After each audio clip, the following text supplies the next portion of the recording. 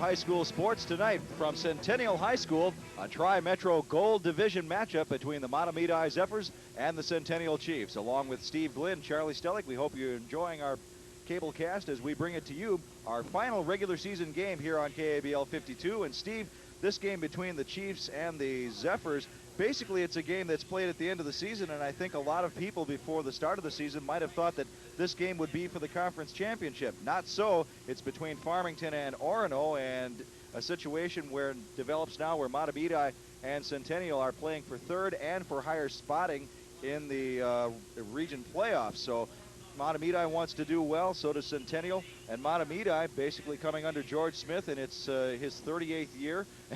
What a story for the blue and gold. Well, as you mentioned, both teams are playoff bound, but you want to finish the regular season on a high note. Smith in his 38th year.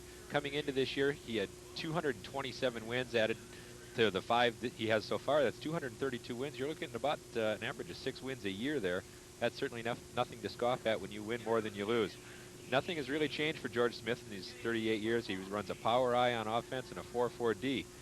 Last year, great team, conference champs, but they lost 25 seniors to graduation, including 6 all-conference players, led by Jeff Meslow, who was a 2-year all-conference player for him.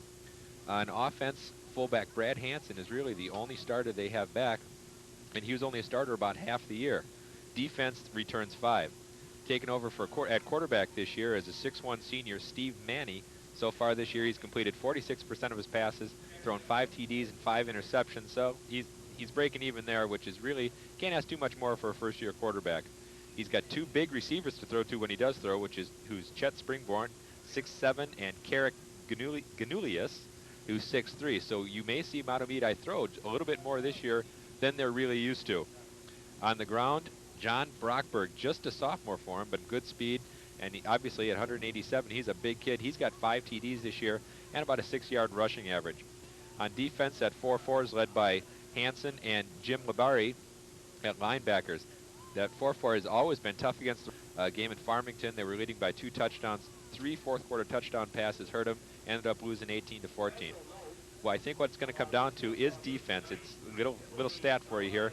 Mahtomedi has given up an average of about 8 points. Centennial's given up an average of 8.2, and Mahtomedi conversely scores 27. Centennial scores 21. It might come down to the kicking game, and if that happens, I think Centennial's got the advantage. Centennial definitely does have the advantage. They are led at the kicking game by Bob Muehlbauer, who may be the first player in Centennial history to win letters in both soccer and football in the same year. Muehlbauer scored 2 goals against St. Agnes in a recent game, and then went into the Breck game, kicked a 25-yard field goal and 4 PATs. Excuse me, both Mahtomedi and Centennial have lost to Farmington and Orono this year, but Centennial beat Blake last week, and Blake was the leader of the Maroon division of the Tri-Metro. So they are coming into this game with Mahtomedi in good shape. As far as the playoffs are concerned, they have to win this game to get a home game, and if they do get that game, they may end up playing the defending state Class A champions, the Cambridge Blue Jackets. For Centennial, they have on offense some big players, but close in, they're tough to score. They find it tough to score. Derek Lind is now the quarterback. McNamara hasn't really been the same. Steve McNamara hasn't been the same since the game with Orono, in which he suffered an injury. The big play man for Centennial is Alan Withrow, and you may remember he ran a kickoff 79 yards, the opening kickoff against Blake last week, so he is a big play man on special teams as well on the offense.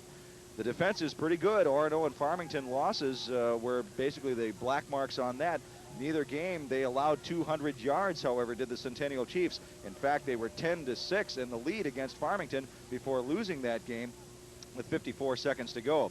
The passing yardage is something they'll have to worry about. Steve mentioned it. Springborn is 6'6", Ganelius is 6'3". Neither cornerback for the Centennial Chiefs is over 5'9", so a decided height advantage for the Centennial Chiefs there.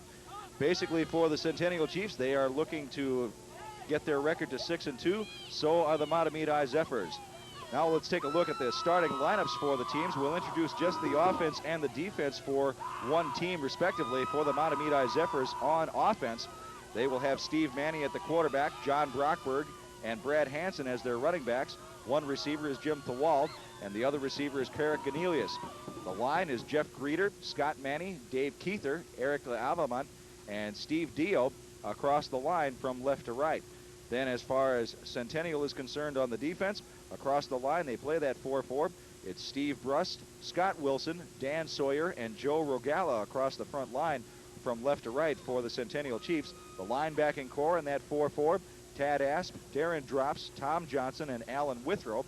And the cornerbacks, kind of an interesting story. They are played by identical twins, Jack Baysplug and Mike Baysplug. You may recall Jack from our broadcast of the Centennial Mahtomedi baseball game of last spring. And then the safety in that 4-4 is Wade Breer, the only one of the returning players for Centennial on defense. So as you might be able to tell, Centennial will have a lot of people going both ways. That may play a key in the game, and we're ready for that game when you see this on KABL Channel 52 Sports. After you see this, I should say, we will have the kickoff for tonight's game between the Mahtomedi Zephyrs and the Centennial Chiefs. Coming right up.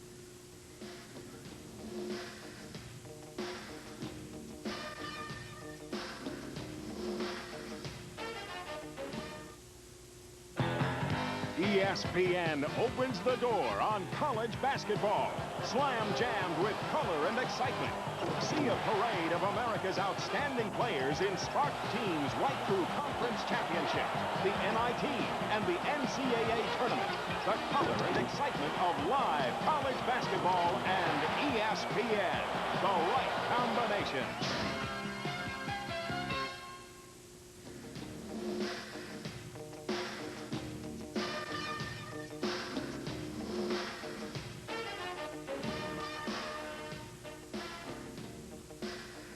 Play about ready to begin here at Centennial High School, along with Steve Glenn, Charlie Stellick. Hope you're ready for an exciting football game coming up between the Mahtomedi Zephyrs and the Centennial Chiefs. Always a traditional rivalry.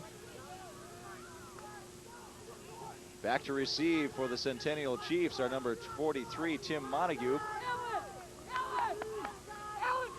And I believe it's number 25, Lonnie Dotseth.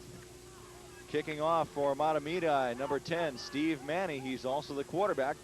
And we're about ready to get underway here at Centennial.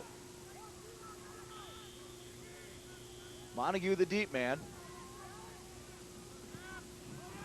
And the kick will come short to one of the short men at the 21-yard line, and stumbling ahead for a couple more yards. Rich Menny.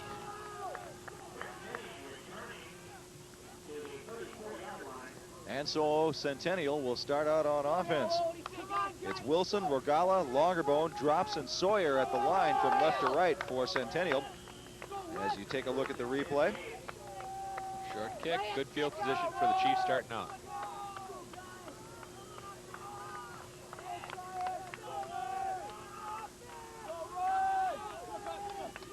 Ball is spotted at the 33-yard line, and Derek Lynn brings them up. We'll get to the secondary for Centennial as soon as we finish the first play, and Mahtomedi makes the first play a very short one in on defense. Hansen and Colt for the stop. It's Carlson and Johnson at wide receiver and tight end respectively. Withrow, Asp, and Montague the running backs. Montague will be playing more or less a slot back, and that quarterback Derek Lind. There you see Lynn calling the signals for the Centennial Chiefs. Gain of 1 on the play for Withrow. 45-yard line.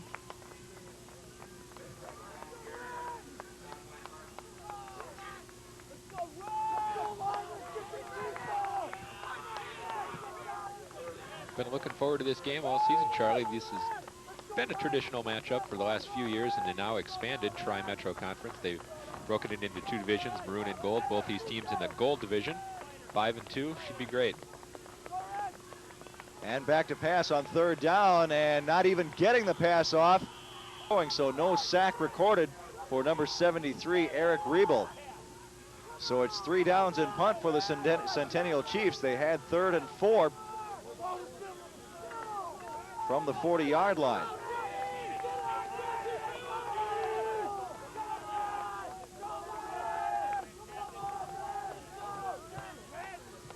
Centennial back to punt, and booting it is Carlson. Just about touched. A fair catch is called for and juggled momentarily. Jason Zimmerman back there calling for that fair catch. Zimmerman hauls it in. And Mahtomedi will start out 1st and 10. Good field position for the Zeffs as they will start out 1st and 10. Spot the ball just inside, or a little further than that. Call it the 27-yard line of the Centennial Chiefs. Referees for tonight's game, Ray Saylor is the referee. The head linesman, Jim Saylor. Don McKay, the field judge. And the umpire is Rick DeGardner. Well, we mentioned in the pregame that defense was going to be a big part of this. Both teams only giving up about 8 points a game. High backfield for Mahtomedi, and with the first carry of the game for the Zephyrs is Jim Thole. Thowell, I believe they pronounce Thowell, it. yep. We'll get that right sooner or later. It's spelled Thauwald, so I am quite sure that Jim has had his name pronounced in every way, shape, or form. Or mispronounced. Or mispronounced, yes. In fact, we've given a couple of versions of it tonight before you corrected me, Steve. Didn't Scott Mitchell used to wear number 30 for them, didn't he? That is absolutely right. Not a bad legacy to inherit. No, certainly not. Over 1,800 yards rushing for the Zeffs, but that was last year, and this year they look towards that sophomore, Pete Brockberg. He has not touched the ball yet, but as such, he would be the man that George Smith would look forward to the next couple of years to run the ball for the Zephyrs. We may see Steve Manny put it up. We mentioned inexperienced, just one starter returning for Mahtomedi. Manny not one of them. Brad Hansen is the only one that saw much action last year. 3rd and 9, and it's Manny on the rollout, throwing on the slant, and it's intercepted. Intercepted by Scott Kranz, and Kranz brings it to the 20-yard line of the bottom. And Centennial comes up big. And I'm not sure if we can run that one back, Charlie, but that was a very poorly thrown ball. Man with the play action fake. Here we're going to see it. You'll see him fake into the line and roll to his right, and he just badly underthrew this ball. He had somebody open. Look at that. He just floated it out there, trying to hit Thowell, who was well covered in a very poorly thrown ball. Easy interception. Wade Breer on the coverage of Thowell, but the matter at hand, 1st and 10 for Centennial from the 20. Straight ahead dive. There you see Kranz on the sideline. Asp picked up about 3.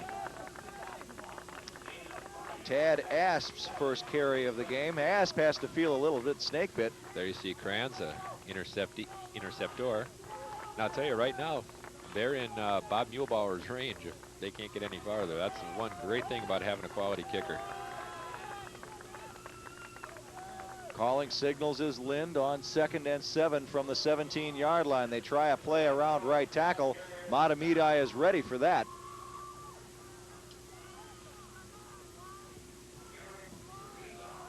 Withrow picked up about 2. And Riebel the stopper for the Mahtomedi Zephyrs. Call it a gain of 2. 3rd and 5, ball just short of the 15-yard line. Centennial, as you mentioned, Steve, already in scoring position, but they would certainly like to put a 6 on the board early against the Zephyrs. Lind, short count, goes back to pass, throws right into the middle, and it's caught. They call it just short of the goal line. Just short of the goal line on the catch, number 89, Brian Carlson.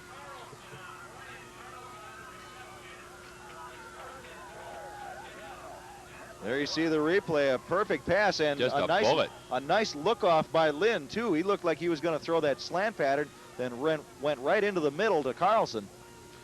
Carlson did a nice job. Took his man to the outside, curled in, was wide open, and Lind just threw a bullet right, hit him right between the 8 and the 9. 14-yard gain on the pass. It's 1st and goal. A Mahtomedi Zephyr jumps. No, Lind takes it in on the carry, and Centennial, with 6:59 left on the board here in the first quarter, have a 6-0 lead on the Mahtomedi Zephyrs.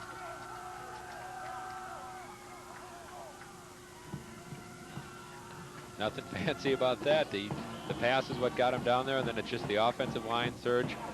You got to go low, drive out the legs of the defensive man, and all Lind had to do was just fall over the goal line. And here we're going to get a chance to see Bob Muehlbauer left-handed and obviously left-footed in action.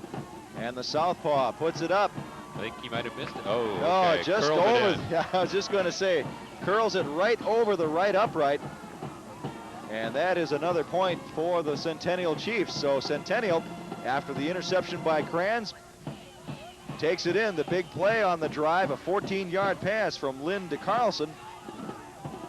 Lynn going over from 1 yard on 1st and goal, and the Centennial Chiefs have a 7-0 lead. And there you saw the touchdown. Power drive. Tell you, Muehlbauer out there with those uniforms remind me of John Smith, the old kicker for the Boston and New England Patriots. You know, a lot of ball teams that we watch here in the KABL viewing area have uniforms similar to pro teams. You think of the Roseville Raiders, of course, and the LA Raiders, the Tartan Titans. They have uniforms modeled after the Detroit Lions, so to speak. Well, Mahtomedi looks a little bit like Michigan out there. They certainly do. And right now they have to play as if Bo Schembechler is driving them. They're down 7. I guess I'm looking at the scoreboard and I see 6-0. Okay, I saw an official raise his arms as if to say it was good, so apparently he was wrong. 6-0 is the score. In the meantime, Mahtomedi gets a good run back on the kick, comes back to the 35-yard line. I think the referee under the goalpost, who didn't have a good angle at it, may have been overruled by the back judge. Okay, so that is the story. 6-0 then. The Mahtomedi Zephyrs down to the Centennial Chiefs early in the first quarter. Calling signals is Manny, and on first down, he's rolling out to his left. He'll keep on the option. He'll gain about 5 and is spilled into the Mahtomedi sideline. He gets to the 40-yard line. Gain of about 5 on the play.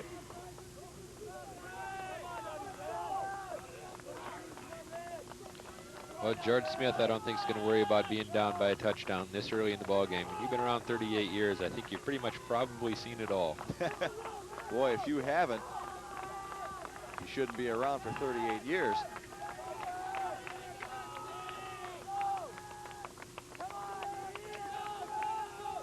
The roar you hear from the Centennial bench, and here is Hansen with his first carry of the game.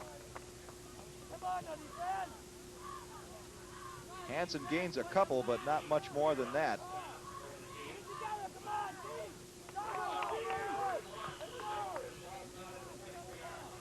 They have to get just short of the 45-yard line in order to get the first down.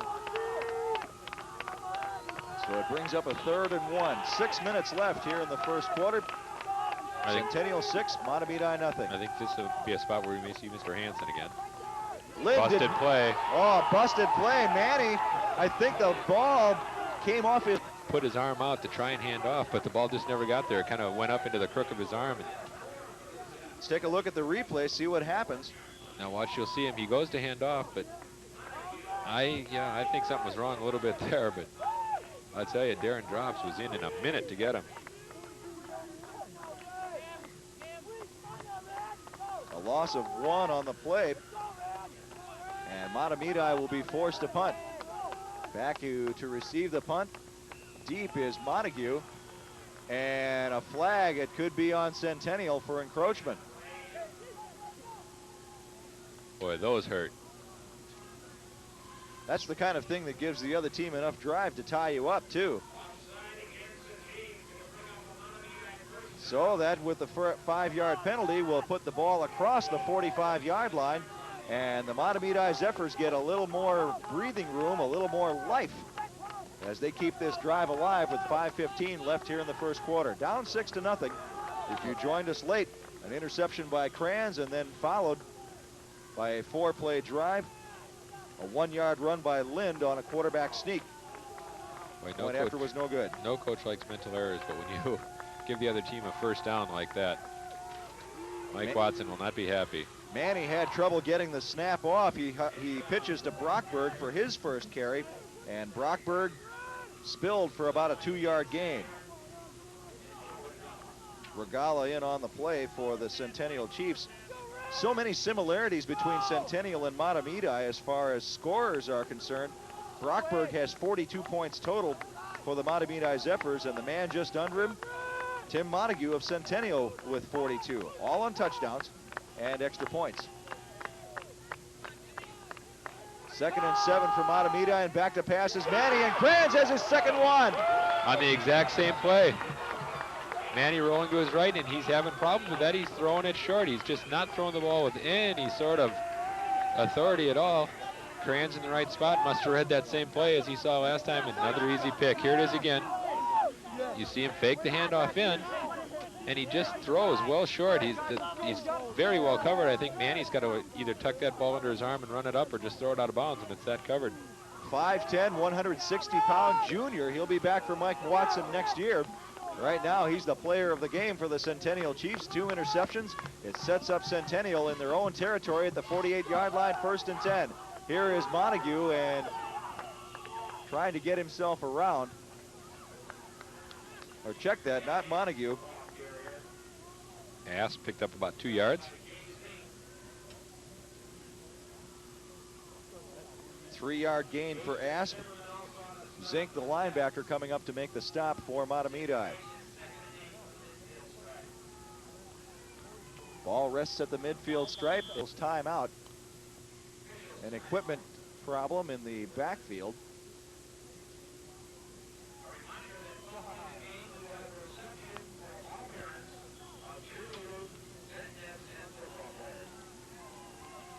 Problem is solved. Lind brings them up. And Lind, outside carry for Montague. Montague is across the 50-yard line, but not much further than that. Gain of a yard, perhaps. That'll bring up a 3rd and 7. I think this ball game's going to be played between the 30s again. And speaking of team defense, once again, the similarities are there. Centennial, 2nd in the league to Orono with 89 yards allowed. Right behind them, and not too much farther behind, is Mahtomedi, 203 yards allowed on average through 7 games. 3rd and 7 for Centennial, and back to pass. Straight back is Lind. He's under pressure, gets blasted as he threw, and it's caught! Caught by Carlson! 1st and 10 for the Centennial Chiefs, and Lind really paid for that one as he delivered. Here you're going to see him drop back and watch the guy coming in from the left side of your screen, and he just blasts Lind. Boom. Ball floated up there, but it got exactly where he had to be. 13-yard pickup, nice gain. I'll tell you, that's composure for a quarterback if you can stand back there and do that when that wasn't coming from his blind side either. Labar in on the play for Mahtomedi, but it's a 1st and 10 for the Centennial Chiefs. Spot the ball at the 37-yard line, and straight ahead is Withrow. Withrow gets across. Let's see. Call that the 34-yard line. Give him, I'd say 3.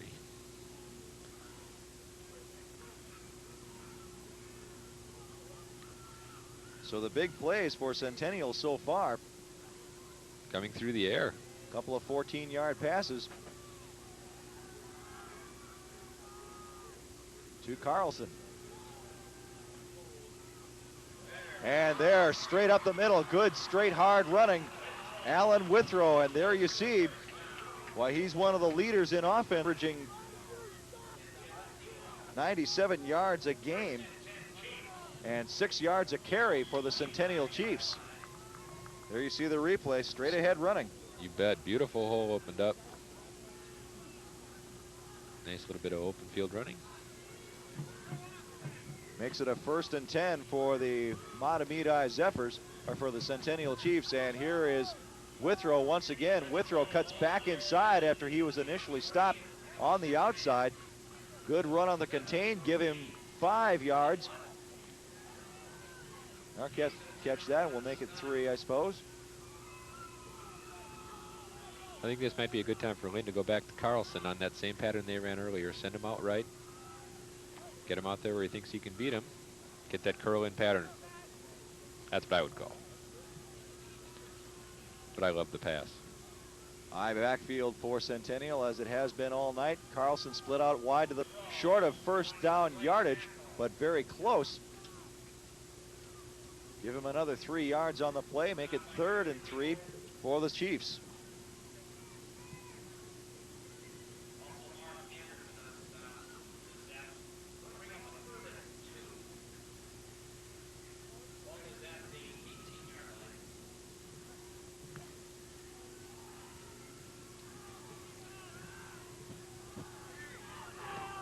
Third and 2, big down here. Time counting down in the first period of play. And it's Asp with the carry, and I don't believe he has the first down. Wrapped up by Eric Riebel. And now comes the question, do you send in number 1 for the Centennial Chiefs, or do you go for it? Ball's at the 16. That is certainly within range of Muehlbauer, but they will go for it. They bring in the play with number 88, Chad Leibel. Well, the ball at the, 17? You figure it'd be about a 34-yard kick. Certainly within his range, but they think they can get the first down. High backfield with Leibel spill out wide to the right. Cutting inside is Withrow, and Withrow has the first down and a little bit more. Boy, Withrow really has himself some cuts, Steve. And that's the end of the first quarter. The first period ends with Centennial driving, and they lead by a score of 6-0. When we come back, we'll have the beginning of the second quarter action here on KABL Sports.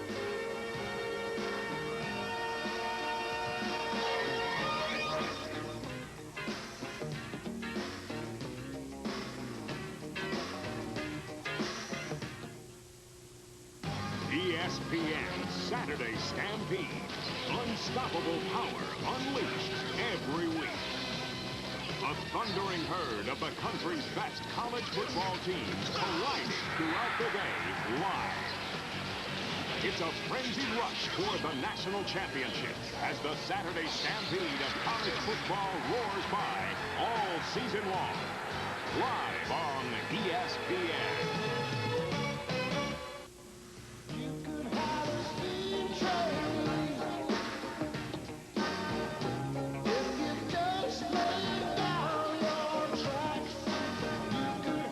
Second quarter action about ready to get underway.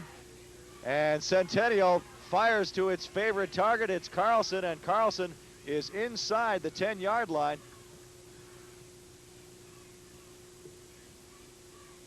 At the 5. So it's 1st and goal for the Centennial Chiefs. They are knocking on the door once again.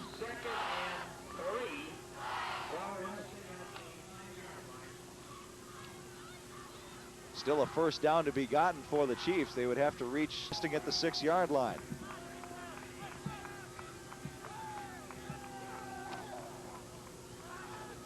But a reverse counter, and Withrow gets in the end zone after the hit by number 21, Tim Smith, the safety. Withrow scoring for the Centennial Chiefs on the second play of the second quarter. And you'll see he did that. I believe that was Montague. Or Montague, pardon me.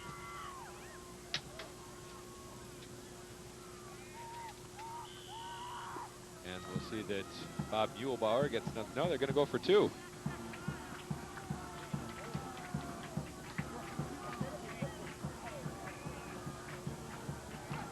Try and break up that extra point that they lost on the first touchdown, get back to 14. He's going to pass it. Back to Lynn, ball bounced in the air, and did he cross the plane? Pass was completed, but just short of the goal line. Number 32, Tad Asp. So it stays at 12-0. Mahtomedi will still have to score twice, but definitely within range of taking the lead were they able to complete their conversions. I'll tell you, that touchdown, a little half reverse, worked perfectly. Montague almost got tripped up before the goal line, but managed to put his hand down and roll into the end zone before his knees touched. Nifty bit of running.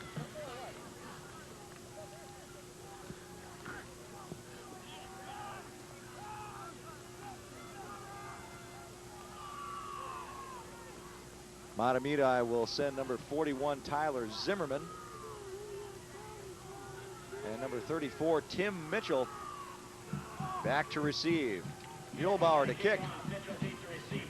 And Centennial with 11:13 left in the half with a 12-0 lead on the Zepps. Montague booms one, and it bounces up over the head of Mitchell, now loses it.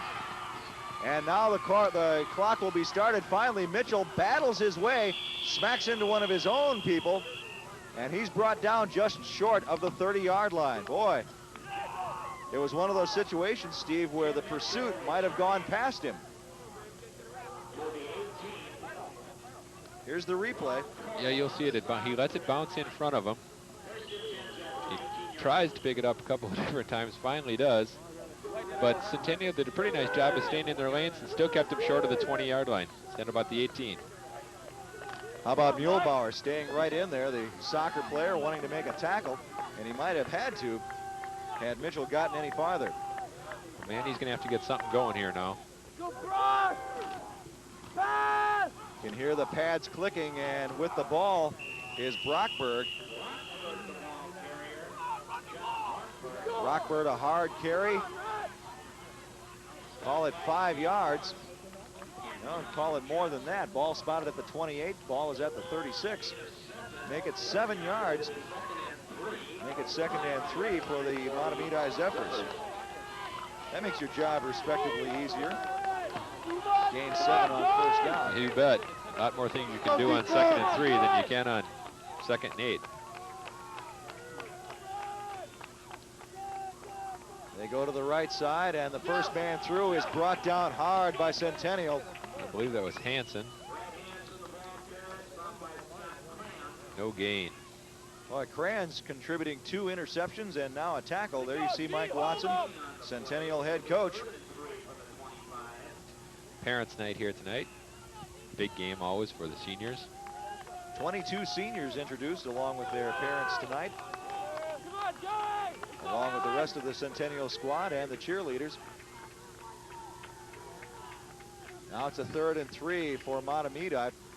They send Thole into motion, and Mahtomedi has a good run going past the first down yard marker. Brockberg has the carry, and a 5-yard carry gives Mahtomedi a 1st and 10.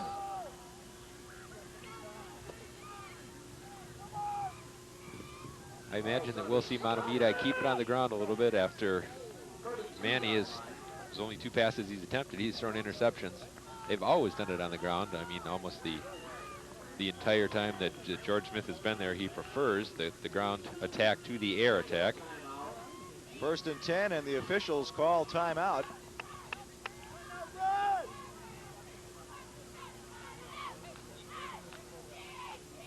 Montague comes back into the game and heading out. Baseplug goes out of the game. That's Jack Baseplug. I think he's got a little problem with his shoulder pad here. He's going to get out, get a strap, new strap for it. 1st and 10 for the Zephyrs. The Zephyrs almost closed behind the line, and now the rest of the Centennial defense catches up. Fritsch stopping the play for Centennial. I believe that was Thowell. Managed to plow his way for 2 yards. Good second effort. He was almost stopped behind the line of scrimmage. Brings up a 2nd and 8 on the 44-yard line.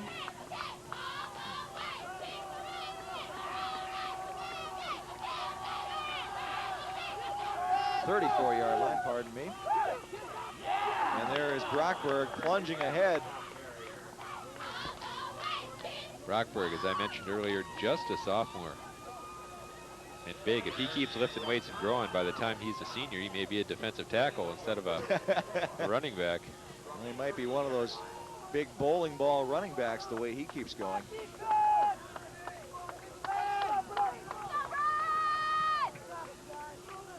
Ball at the 37, 3rd and 4 for the Zepps. 12-0, they're down to the Centennial Chiefs. We're in the 2nd quarter of action. 8 minutes left in it, and back to pass is Manny. Manny being chased by the Centennial defense, and he is nailed.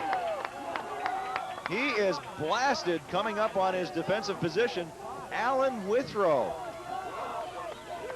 Loss of 2 yards on the play, and Mahtomedi will be forced to punt. Boy, Withrow doing it in both manners, offensively and defensively. Here you're going to see, I think it was supposed to be a bootleg the whole way because there were no receivers out there and he wasn't looking to pass. Centennial didn't fall for it at all, and there you saw him smacked hard for a 2-yard loss. Mahtomedi back to punt. And Manny puts the foot to it. Montague goes back. It takes a Centennial bounce and bounces right at the 45-yard line. Not a good punt by Manny. It's only about 20 Centennial yards. Good position. Yeah, that is sometimes kind of dangerous. We saw it almost hit a Centennial player there. It looked like Jack Baseflug was looking to block somebody, and the ball came down, landed right behind him. That's the kind of sometimes that you get that unfortunate bounce where it'll hit you. You don't even know what's coming, and that means it's a live ball. So far, it has been all Centennial, with the exception of one penalty that kept a Mahtomedi drive going. Mahtomedi has not done very much offensively. 12-0, the Chiefs lead. They have 1st and 10 at the 45, and back to pass is Lind. Lind airing it out for Carlson, and Carlson has it. Carlson at the 30-yard line, and Lind took another shot as he delivered a penalty flag in the backfield. We'll check this out. It's against the Centennial Chiefs. That ball didn't look too pretty. It kind of floated up there, but I'll tell you, he's found his mark a couple of different times, and I think they're going to bring it back. That's too bad because it negates a great play. There you see it, Steve. As you said, Carlson had to come back on it. Right on top of him was Tim Smith, the safety, but nonetheless a great catch by Carlson, but it's negated by the holding penalty.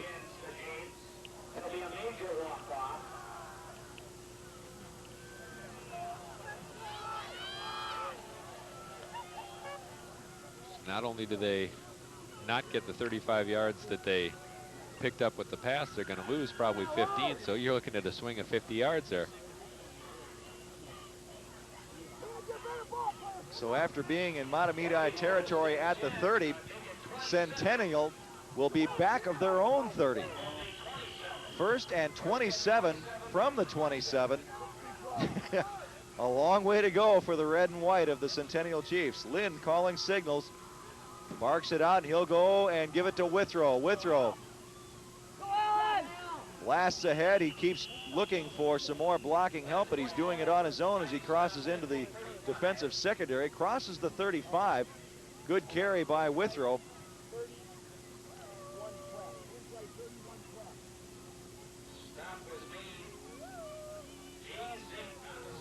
There you're going to see the replay. Little draw play. Not a bad call. Get a little bit back. Gain of 9 for Withrow. A good carry. It'll bring up a 2nd and 18. Now, you may have heard the coach there. They're going to run what they call a trap here. And if it's run right, it'll spring for a few yards. You saw 51 pulling out, but Mahtomedi wasn't falling for it. Tad Asp the carry as Centennial gives it to the first man through. Asp just a couple on the gain. Hansen on the stop for Mahtomedi. Ball is just short of the 40-yard line. They need to get to Mahtomedi's 46 in order to get the first down. And let's look for our man Carlson. Oh, but he's not in there now, so they have Chad Leibel. 3rd and 15 for the Chiefs. In motion is Montague. They give it to Withrow, and Withrow this time met by the linebacking core led by Jeff Campbell. He's going to lose a couple.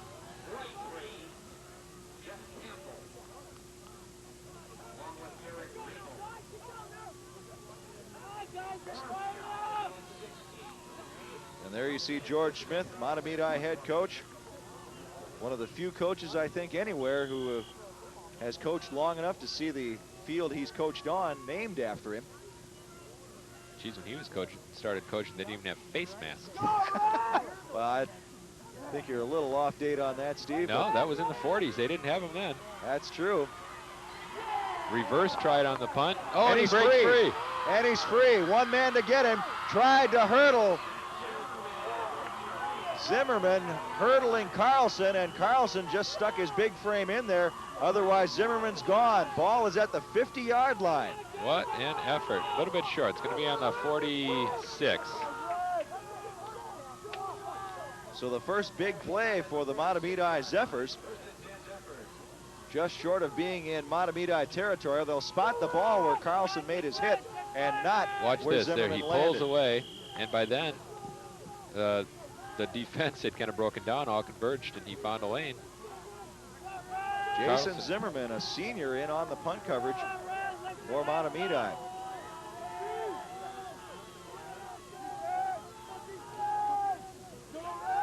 Manny back to pass, throws the slant in and out of the hands of Thole. That time, Manny threw that just a little bit behind Thole, but that ball should have been caught. Threw that one with a little bit more zip than he had thrown the other two for the interceptions. Seems like that's pretty much the extent of their passing. It's those little rollouts, short passes, I think high percentage, although it hasn't worked out for him too well tonight. Well, it must have, because Thole is the second leading receiver in the Tri-Metro. He's averaging 14 yards a catch. 2nd and 10 for the Zephs. And for once, a Manny pass does not end up in the hands of a Centennial defender. That pitch almost did. Well, there was a mix-up in the backfield there, too. It looks like Manny ran into one of the backs coming into the line, and when he spinned to lateral that ball there, and he was hit. Here we're going to see it again. Watch, he spins, runs into the back coming there, and that threw off his lateral, and they're lucky that they covered that.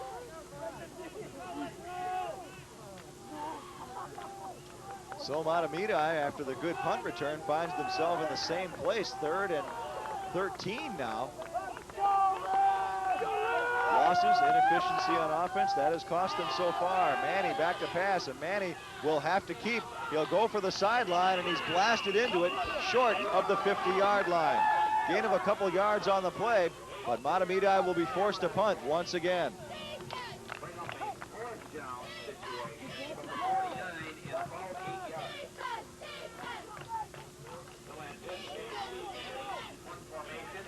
.323 left here in the first half of play. Boy, Mahtomedi's really been looking kind of sorry here on offense. Haven't been able to get much going. Well, this was one thing that George Smith was not sure of.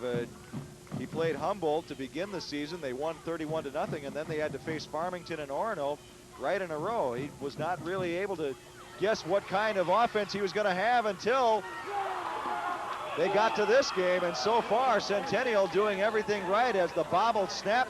Manny handles it, but not before Centennial reaches them. Once again, Centennial in great field position. 3:17 left on the clock here in the first half. Manny didn't have much of a chance from that at all. He's standing back about 12 yards. The ball only went about 8. Bounced right by him, and by the time he picked it up, Centennial was all over him and put a big hit on him. Centennial with their 3rd turnover recovery. Actually, the ball would have gone over on downs anyway, but you have to count that as a turnover of some kind. Here is Withrow around end, and Withrow close to first down yardage. In on the play, Mike Culp for the Mahtomedi Zephyrs, but a gain of 8 for Withrow. 19-yard line is where the ball is spotted. The 18 is where they, or the 17 is where they have to get for the first down. Nice run. That was that little trap play that they were running to the left side that time. Calling signals is Lind. Here is Withrow to the right side of the line, but Mahtomedi are a little more ready for that one. On in the play was Jay Zink and Brad Hansen. Looks like the officials are going to want to measure this. It'll give Centennial a chance to bring in the play, with Carlson doing so. And it's a first down and 10 for the Centennial Chiefs. There you see the crowd. Parents' night on a Wednesday night here at Centennial. And you may be wondering, the Stillwater-Blaine game, of course, that game for the Twin Cities Suburban Conference Championship, it is being covered by the Access Department of Blaine. That game will be on next week in the Blaine area only. 1st and 10, and motion in the backfield. The second penalty, it's a free play, but only for Mahtomedi's defense.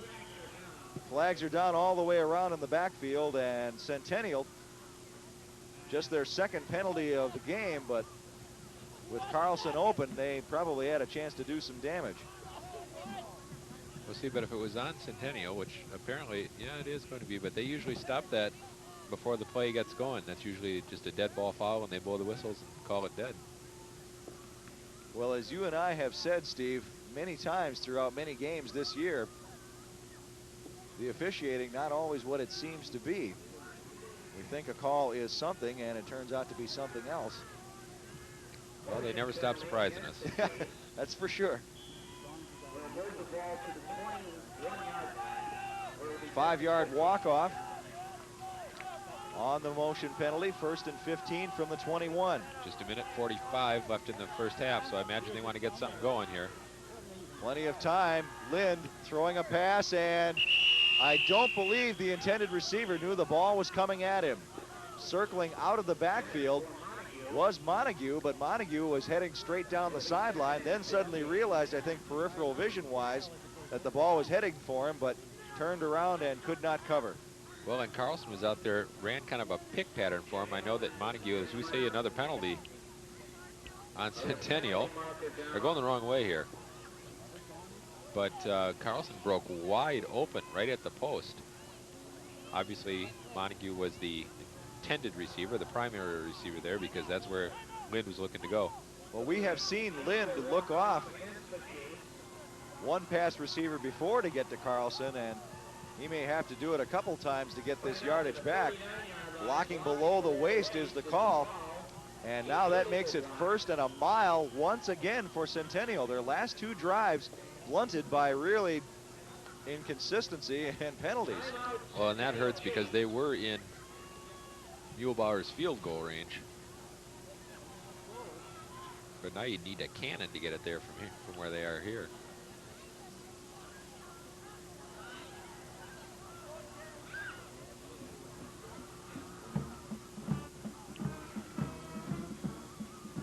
Centennial in a timeout. I think they're trying to figure out what they can do.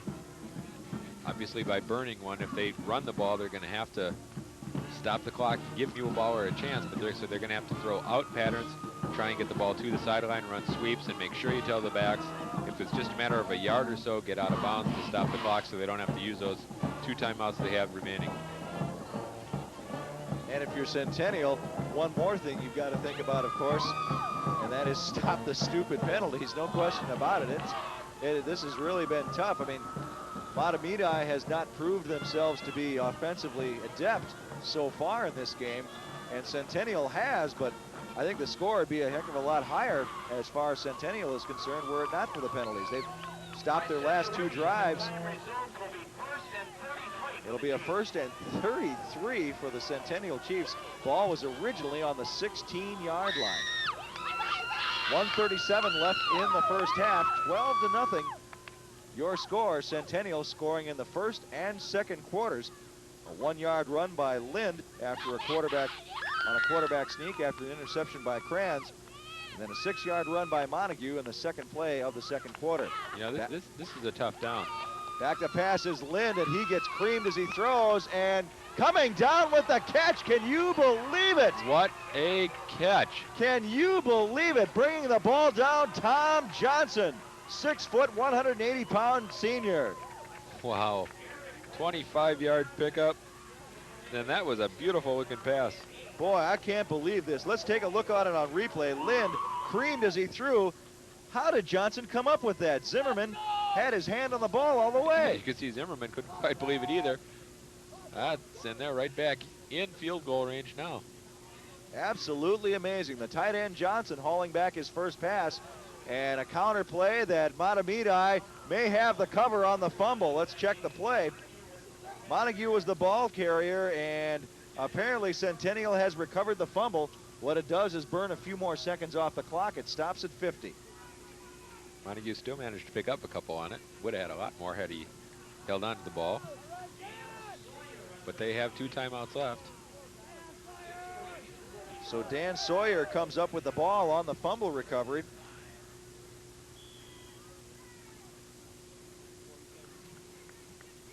Considering where Centennial came from, quite a situation to be in. 3rd and 5. Ball at the 21.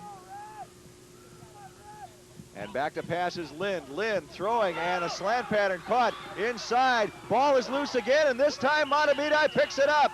Mahtomedi picks it up, but I believe I hear whistles. You can't. I don't think you can return a. I don't think that you can advance a fumble like that, Charlie. Fumble cannot be advanced by the defense. I think Zimmerman forgot that. And they will bring it back to the spot of the pickup by Zimmerman, but nonetheless, Centennial, a heroic drive considering they had 1st and 33. They had it to 3rd and 5. But the Zephyrs come up with the first turnover of the game for them on defense. There you 16 see it. seconds left. 1st and 10 on the 1.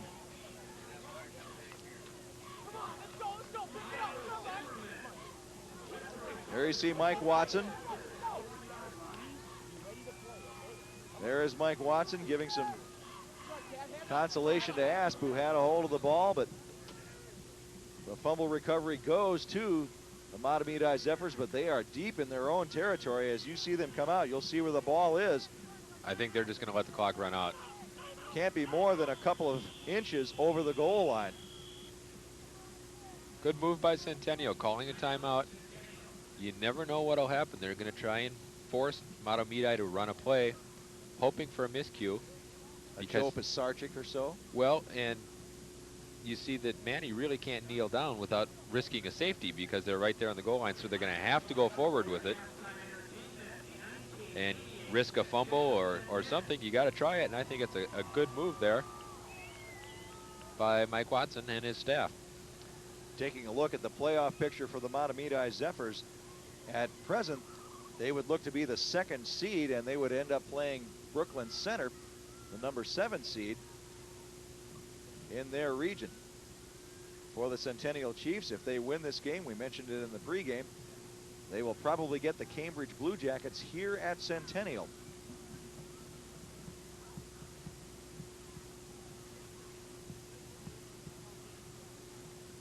George Smith in the huddle for the Mahtomedi Zephyrs, and the defensive coordinator for Centennial in his.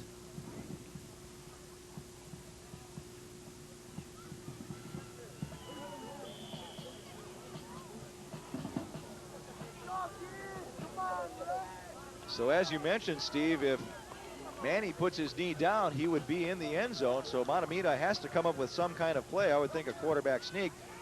No, they'll go for the pass, the Bart Starr routine, but he'll just throw it away. Nobody open, and the half ends for the Mahtomedi Zephyrs. They are down 12-0 to the Centennial Chiefs. We'll be back with the halftime show right after you see this on KABL Sports.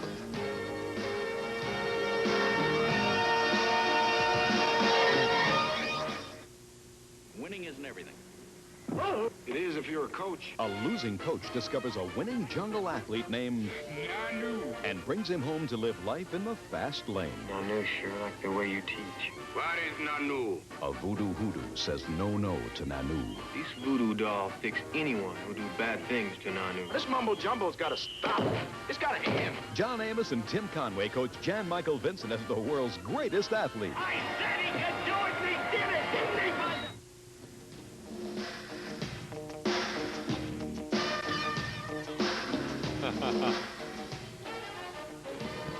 The Centennial Chiefs on Parents' Night at their home field lead the Mahtomedi Zephyrs in a Tri-Metro Conference rivalry by a score of 12-0. Scoring summary, a 1-yard run by Lind on a quarterback sneak with 6:59 to go in the first period after the first interception by Kranz, Scott Kranz of Centennial. Then in the second quarter, Tim Montague scoring on a 6-yard run with 11:53 left in the half. And that came on the second play of the second quarter. So Centennial, after missing the PAT by Muehlbauer, went for 2 on the second touchdown, and they were not able to come up with that as the ball was batted in the air. Catching it was Tad Asp, but he could not cross the goal line with it. And that's where we are at 12-0 here at Centennial High School. Steve, let's take a look at the rushing statistics. I think we can pretty much take a look at the rushing and the passing for both teams and see the difference in the game so far. First of all, the rushing statistics. They'll both tell the story. I believe we have Mahtomedi coming up first. Oh, they're all up there. There you see Brockberg, 18 yards, Thowell with just 3, and that's basically been it from Mahtomedi. They have not been able to move the ball, and there's not much more you can say. Centennial's been outplaying them on both sides. Withrow, 48 yards. An excellent first half for him. Asp just 7, but Withrow by far has the majority of the carries, so he's been the workhorse for him, and it shows right there, 48 yards. Can't beat that. And the passing is the other half of the department, with Withrow having a big day on the rush. Uh-oh. The passing makes things a little bit easier for Derek Lind of Centennial. Manny, on the other hand, that's 0 for 4 with a couple of INTs. It's not been a good day for the senior quarterback for Mahtomedi. Lind, on the other hand, 5 of 6, 68 yards, and that was with a 35-yarder that was negated by a penalty. So he's throwing the ball very well, has had a couple of excellent catches by various receivers, and as I said before, Centennial just dominated that first half. But fortunately for Mahtomedi, they're only down 12 points, and that's certainly not too much to overcome, especially when you're a wily veteran like George Smith. Certainly not, and what you're looking at here, of course, is that Centennial has to come out and play the same kind of football they did, and the penalties that cost them their last 2 drives. They were inside the 25-yard line of the Mahtomedi Zephyrs twice, and then penalties took them back out. Yeah, I think penalties cost them at least 10 points. Certainly did. And for the Mahtomedi Zephyrs, well, they basically have to start from square one, start over again, and as you said, Steve, don't count the Zephyrs out of any game they play in. They can certainly come back from a 12-point deficit. Well, that's the halftime show from here at Centennial High School. Your score at the end of one half of play, the Centennial Chiefs leading the Mahtomedi Zephyrs by a score of 12-0. Third quarter action coming up.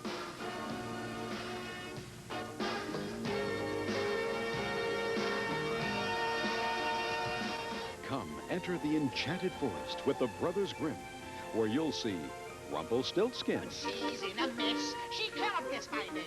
Cinderella's Ball, I'm Cinderella's fairy godmother. Little Red Riding Hood, and many more of your favorite storybook characters in this musical fantasy, starring Dean Jones and Paul Sand, Terry Garr, and Artie Johnson, in Once Upon a Brothers Grimm. The Disney Channel salutes Shirley Temple, America's legendary sweetheart. In the wild frontier, she finds a friend. Like Golden Hawk and Little Chief, blood brothers. Go ahead. I'm getting used to being a squaw. But when their two worlds collide, I say make war. Trouble's on the horizon. Randolph Scott co-stars. If they do anything to you, they'll have to kill me, too. Susanna of the Mounties, one of a series of classics starring Shirley Temple on the Disney Channel. Ever tried watching every NFL game? Miss anything? Well, Sunday, see all the key plays from every game on ESPN's NFL Primetime. Week after week, NFL Primetime is football's finest hour with Chris Berman, Pete Axthelm, and Tom Jackson. See it all in one place, NFL Primetime. Sunday nights, just before NFL Sunday Night Football on ESPN. If you want to make a living, you got to put on a good show. When he smells smoke and the cinders, slick back his hair and open up his cage.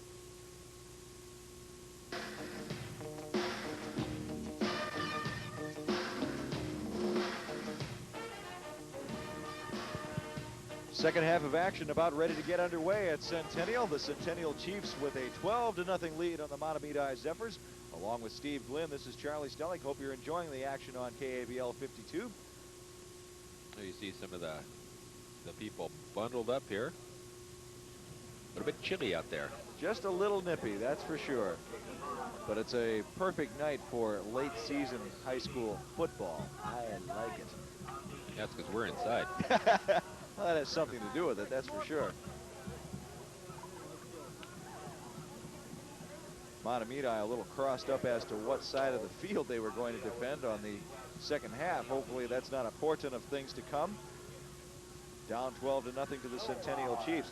Kind of an odd look at the way the season began for both Mahtomedi and Centennial. They were both shut out early in the season by the same team and by very, very low scores. Mahtomedi was shut out by Orono by a score of 3-0, and then Centennial was shut out by a similar score of 6-0. So Orono. And both teams also lost to Farmington, so they're both 5-2, and each team has lost to Orono and Farmington, so very evenly matched. I think this first set of downs for Mahtomedi here in the second half is going to be very important to them. If not score, they at least need to, you know, break off a good chunk of yardage and show that they can drive the ball, get their confidence back up. And this sure is not indicative of a team that won last week's game over Breck by a score of 67-6. Tyler Zimmerman takes the ball on special teams, crosses the 30-yard line, and we're underway with third quarter action here at Centennial.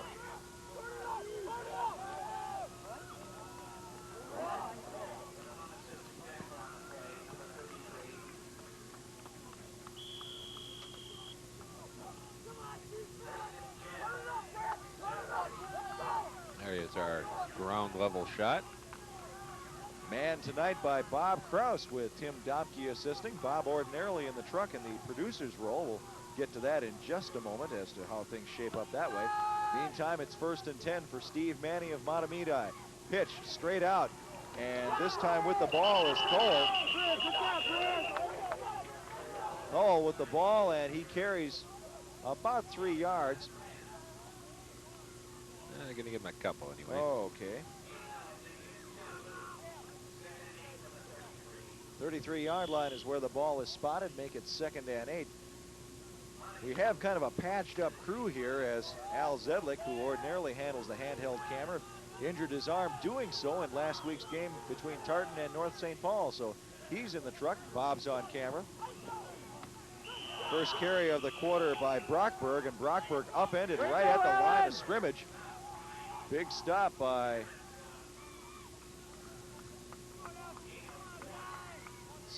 gain of 1 for Brockberg. Didn't get the man on the stop. I believe that was Drops. Drops nailed him down.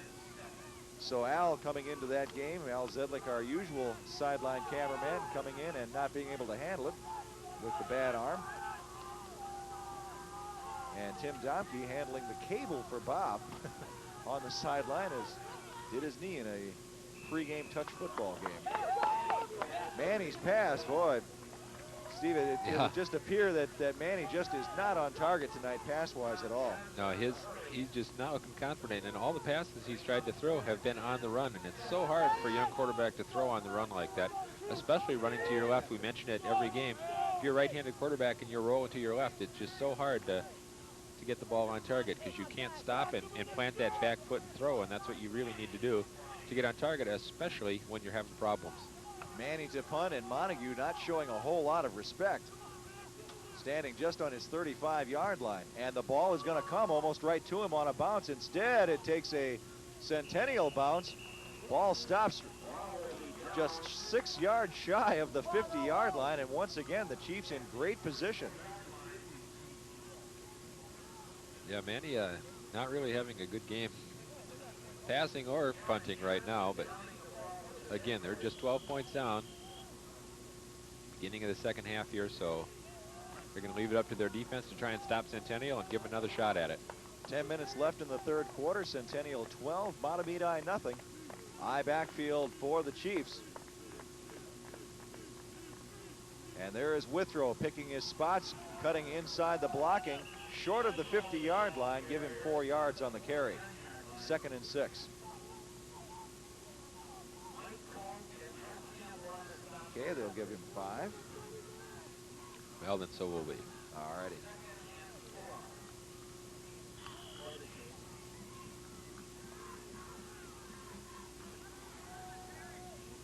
Centennial picking up where they left off at the end of the first half.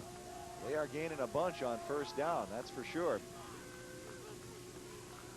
First man through is Asp, and Asp cuts across midfield and into Mahtomedi territory. Close to a first down. He needed to get to the 46-yard line for it. And coming up limping for Mahtomedi is Jay Zink, starting corner linebacker for the Zepps. 3rd and a couple of inches for the Centennial Chiefs. Ball inside Mahtomedi territory.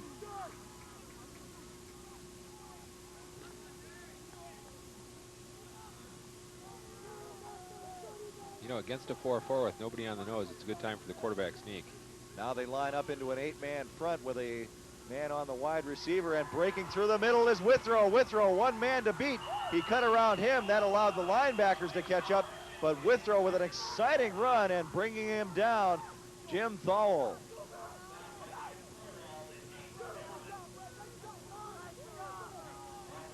Picked up about 17 yards. Here you're going to see the replay. Mahtomedi brought a bunch of guys up onto the line of scrimmage, so when you break past that, there's really nobody back there. And picked up big yardage, as you saw right there. Ball just across the 30-yard line, spotted at the 29. Mahtomedi watching Centennial mount another drive. Here's Withrow, and Withrow bursts right up the middle once again. I'll tell you got to hand it to the Centennial offensive line, opening up huge gaping holes for the Centennial backs. Scott Wilson, the left tackle, 6'2", 210, and a junior. Joe Rogala, Mike Watson will miss him. He started since he was a sophomore. Replay that you see here. Big hole, as Steve said, for Withrow. Rogala on the left side, 6'2", 220. Boomer Longerbone, 5'10", 210. The center, Darren Drops and Dan Sawyer on the right side. Got to mention those guys from time to time, especially when they're doing as good a job as they are. Oh, here is Withrow, and Withrow cuts to the outside. His blocking did not break down. He just saw more room to the right, and the linebacking core for Mahtomedi closes him.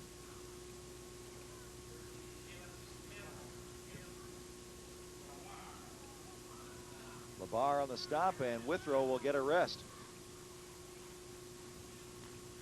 They deserve it. Already here in the quarter, he's picked up, what do I have for 29? About 37 yards already.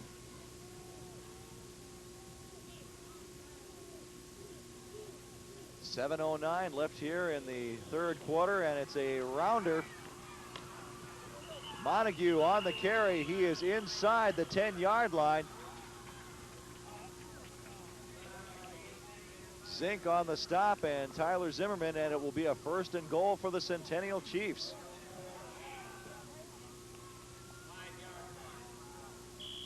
Gain of 10 for Montague. And a 1st and goal for the Centennial Chiefs on the 5-yard line. Charlie, there you see the helmets, the 340, the 270, whatever. They do that. The Mahtomedi Zephyrs put those on their helmets, and that is how much that particular player can bench press. I think they may do that to a little intimidation for the opposing team. So far, it hasn't worked on the Centennial Chiefs, as stepping inside, basically untouched. Rich Many. Many's first carry of the night results in a 5-yard touchdown. Take there you a see look the at replay. it. Nothing fancy. He was supposed to go right up between the guard and tackle. He broke it a little bit to the outside where the hole was and barely danced into the end zone. Boy, Centennial, when you talked to Mike Watson before the game, he said one of the Chiefs' problems was to score in close. So far, that has not proved a problem tonight. Puts the foot to it. And this time it is good. Again, the official a little tentative in putting up the signal. I don't think there was much doubt about that one. 19-0, Chiefs over the Zephyrs. 6:34 here in the third quarter, and Steve, almost an identical drive to the start of the game. Well, except that one they did in the one at the beginning of the game. They had that big pass play down to the 1-yard line. This they did entirely on the ground, and I'll tell you, it might be overused, but the running game will set up the passing game. If you can run the ball like that, that means that's going to bring Mahtomedi up closer to the offensive line of scrimmage, and you're going to open up some passing lanes. So you've got to be able to do both, and that's where Mahtomedi has really fallen on hard times today, because Manny's just not passing the ball at all, so Centennial can really key on the run. Muehlbauer puts the foot to it. And it's a little short kick that is brought up into the wedge. And breaking through is Zimmerman once again. Zimmerman at the 38-yard line. That's where Mahtomedi will set up shop, 1st and 10.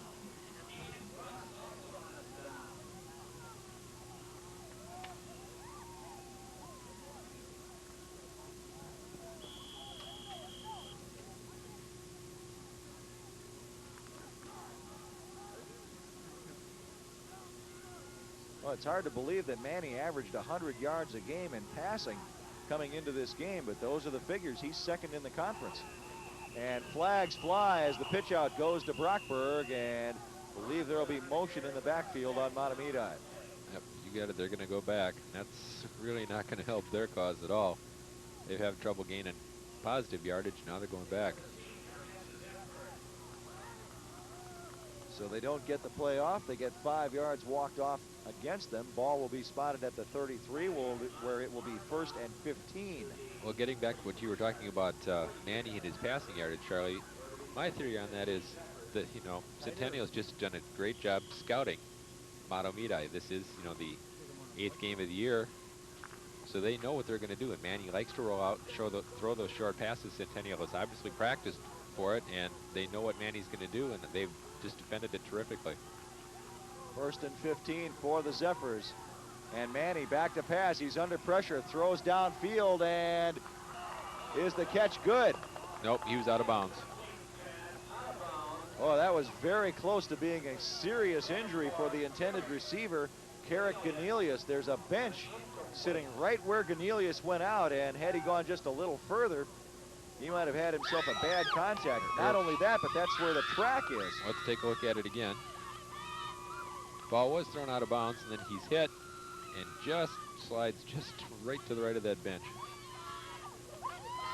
And there is a asphalt track as well as you get a look at the Centennial cheerleaders. We'll get to their names in just a moment. They're proud people to be here tonight, as it is Parents' Night. And an inside counter handoff goes absolutely nowhere for Mahtomedi on 2nd and 15. Thole on the carry. A gain of 1 at the very best. Centennial tough on defense. Very good on the ground. And when they've had to pass, Lind has been exceptional.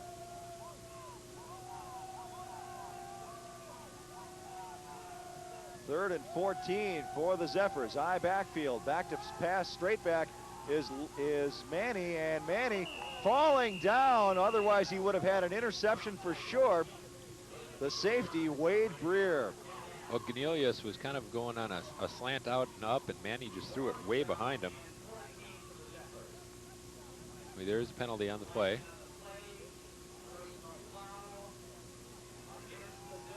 Personal foul against the Zephyrs. Now, the question is, do you take the penalty, force them further back, and with the punting of Manny not being very good, set yourself up for either a good return or good field position, deny the penalty, and get a good kit? Probably not an exceptional punt anyway. No, they're going to decline it. Make it 4th down and 15. They're going to get the ball in good field position. So Withrow retreats to his own 40-yard line. And we'll have to see who Mahtomedi sends up to punt.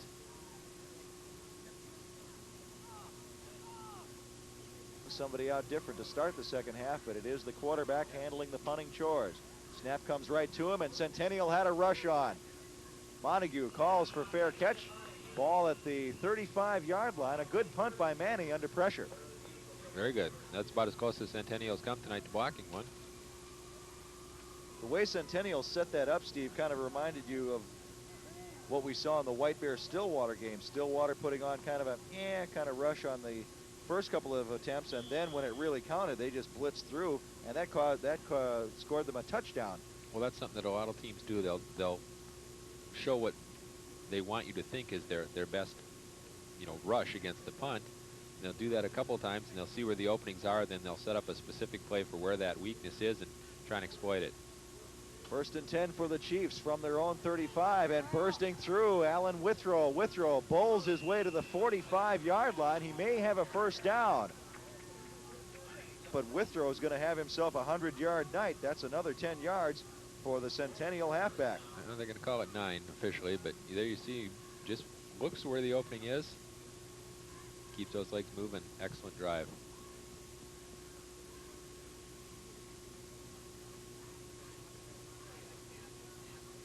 (19-0) Centennial with the lead. 4:50. You're right, Charlie. Left here in the third quarter. Okay, they'll give him 10, and it's a first down for the Chiefs. They spot the ball across the 45-yard line, which they had to reach for the first down, and Lind will bring them up. High backfield with a slot, and here is Asp, and from the fullback position, he crosses into Mahtomedi territory just across the 50-yard line. Asp stays down after the play, and the officials will call timeout. Tad Asp, who has been bothered with nagging injuries a couple of times through the season, down once again for the Centennial Chiefs. And while we speak of injuries, we'll get back to our patched up situation as far as crew here on KABL 52. Scott Poundstone as our director, Al Zedlick, as we mentioned before, running the sideline camera, and that was jerked out of his hand last week, so he is slinged up with a CG. So Bob Kraus handles the sideline camera, and Tim Domke is his assistant with the cable. Well, while they take a look at Tad Asp, we will take this break. Your score at 4:35 in the third quarter is Centennial 19 and the Mahtomedi Zephyrs nothing.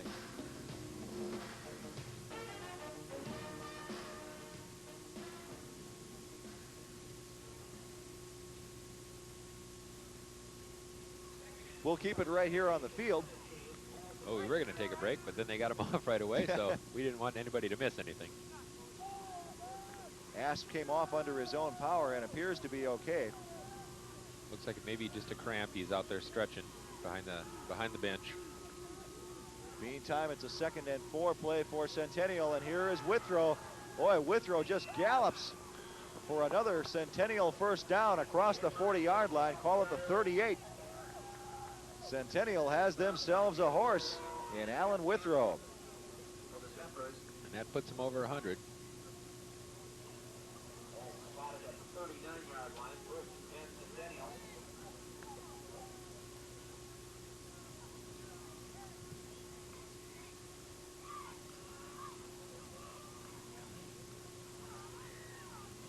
Centennial, boy, they're looking good. Tough on the ground. He hasn't, Lind hasn't even had to put the ball up yet. And this is why. Withrow stays on his feet, and just a bare tackle by Tyler Zimmerman prevented the touchdown. Boy, I don't know what Alan Withrow's time in the 40 is, but he has excellent acceleration. Probably the best of any running back we've seen all year, Steve. Flag on the play, yeah, however. Unfortunately, that's going to be brought back, I believe, but watch this. Excellent block by the running back, and there's just nobody even touches him until he's about 8 yards past the line of scrimmage, and he gets another 7 on his own.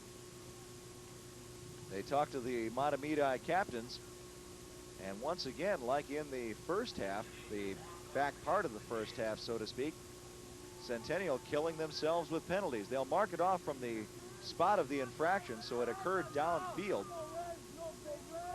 And there is the holding call, the third one of the night against the Centennial Chiefs. Was that holding or clipping? Yeah, okay. I think that was clipping. You're right. Either way, they're moving back.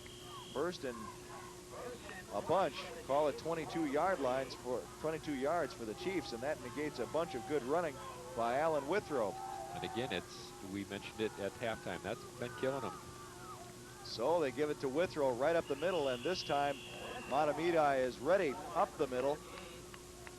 Making the play, number 43, Jeff Campbell, sophomore linebacker for the Zepps. Ball just across the 45-yard line. 3:15 and counting here in the third quarter. Centennial 19, Mahtomedi nothing. Centennial looking to get it themselves a home game in the region playoffs by winning this game. Mahtomedi, they already are set. They know they'll go against Brooklyn Center.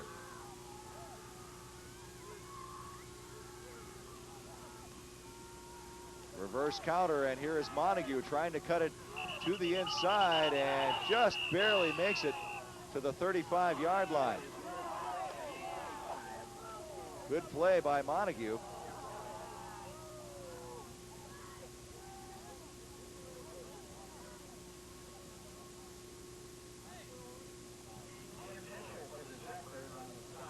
Nine yards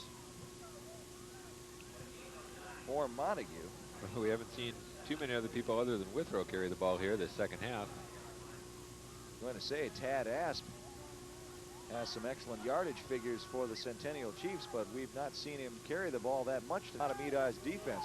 Back to pass for the first time in the third quarter, and intercepted. Intercepted by Tyler Zimmerman. He has a return going. He crosses the 40-yard line, and that's where Mahtomedi will set up shop. 1st and 10. Under a lot of pressure was Lind, and he throws his second interception of the night. No, I believe First that's just his first interception. That's also the first pass he's attempted here in the second half, and that one he did throw into some coverage, but you mentioned big pressure on him. That might have thrown him off a little bit, and the ball floated, and Zimmerman was able to pick it off and get a pretty nice return on it.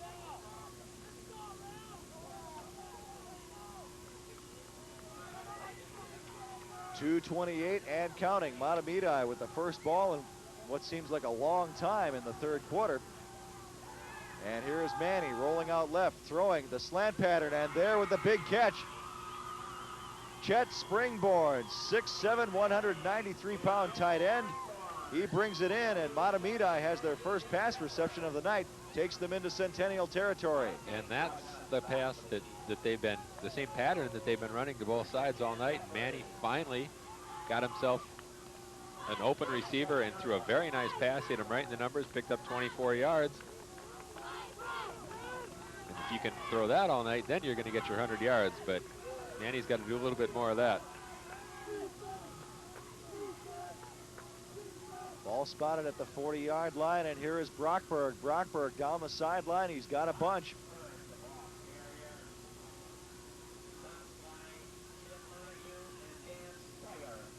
Montague and Sawyer on the stop, 6 yards on the play for Brockberg. 2nd and 4. And because Mahtomedi's had such trouble moving the ball, these big backs like Brockberg and Hansen just really not carrying the ball too much. I have Brockberg for only 6 carries, Hansen for just 2.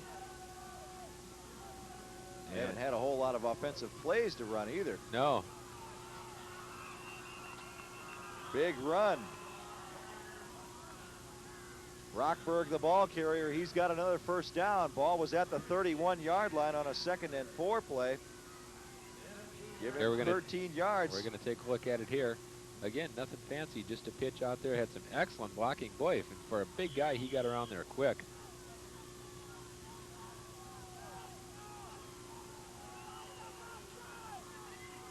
Mahtomedi on the move.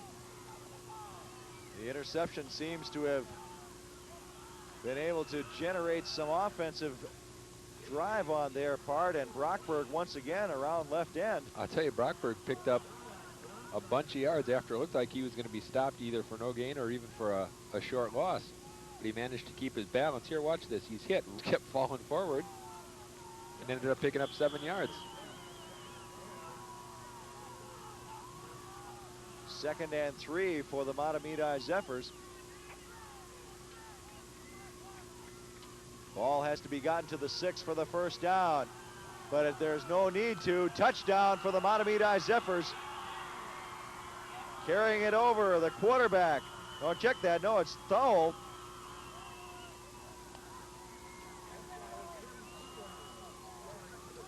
Six-yard run for Thole.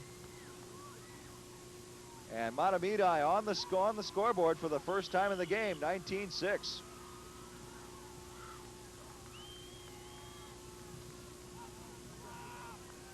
Now here's where you have to be careful with Mahtomedi. They're not going to try anything fancy here. It'll be definitely a 2-point attempt. Well, they always go for a 2-point. I don't think they ever kick. On the outside, they string out the blocking, student body right, and it works. Jim Thole with the conversion and the touchdown as well, and Mahtomedi has cut into the lead, 19-8, with 1:04 left in the third quarter. Couple of big plays there. Brockberg doing most of it. All set up by Zimmerman's interception. That's what we're used to seeing. Here's the replay. That's the extra point replay.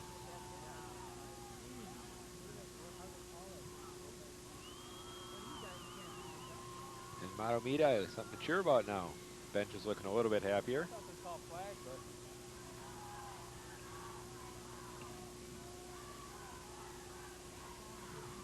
check that. We said it was a 6-yard run. It was an 11-yard run. They had to get to the 6 for the first down.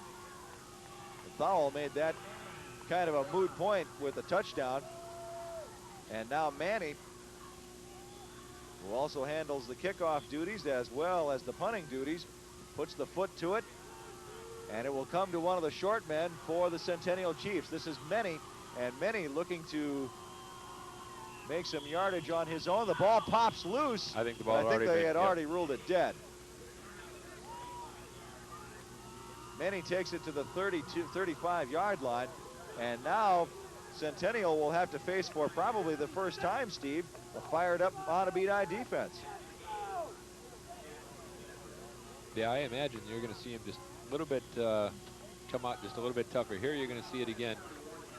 Manny not too happy about something after was all done. Oh, I see what he's talking about. He's saying they called him down before his knee ever hit, which might have been true, but there was a big pile up there and the referee couldn't see it. 1st and 10 for Centennial. Lynn barks signals. Just 30 seconds left in the period, and here's Withrow. Withrow, if he gets a block, he's gone. Cuts inside his man as he should. Crosses midfield. Big gain for the Centennial tailback. Call it 16 yards.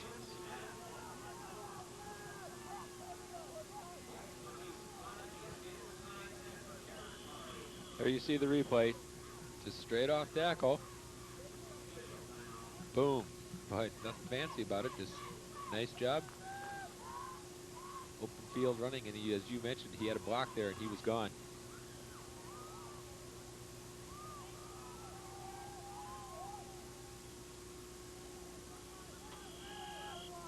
Leaves 28 seconds left on the clock. But Centennial once again in Mahtomedi territory, nose of the ball just over the 50-yard line. There's Joe Rogala getting taped up on the sidelines. Here is Asp, and Asp plunges forward for another 5 yards.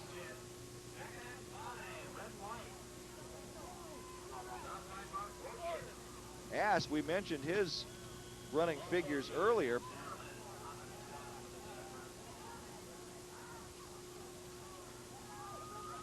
.38 carries, 226 yards for a 6-yard average, and that is going to be the finish of the 3rd quarter of action. The teams do not have very far to go as far as changing sides, and we'll take this break right here at Centennial.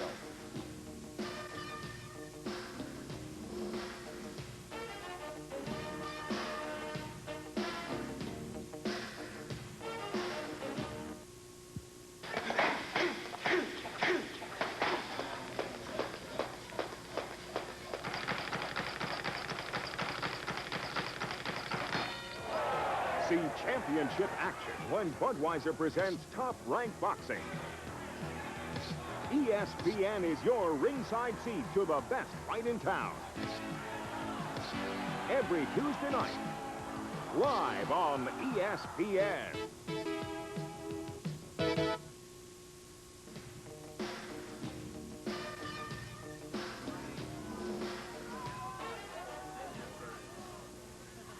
The 4th quarter starts with a run by Alan Withrow that does not gain very much, only 5 yards. No, that actually that's Charlie. 1 yard, yes. But you want to hear an interesting stat. This is unofficial, of course, but I have Withrow for 83 yards in the 3rd quarter alone. Amazing statistic. Counter play, Montague free. He's got a first down across the 40-yard line. Centennial keeps their drive going. I think that's probably, next to Stillwater, one of the better counter plays I've seen run. Now Montague showing the bench that he's short by just a couple of inches, or feet I should say.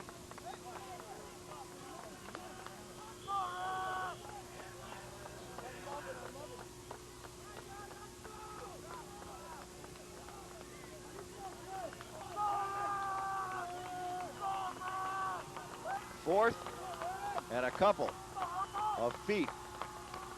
Straight ahead, Lind. And Lind has the first down on the quarterback plunge. That'll let's keep it moving, and that's what they want to do is keep the ball on the ground, keep gaining real estate, keep that clock moving. I'll tell you, against the offensive line of Centennial, you sure as heck want to try something like that. Some big boys up front. Wilson at 210, Rogala at 220, Longerbone at 210, Drops at 215, and Sawyer at 220. All pretty big folks.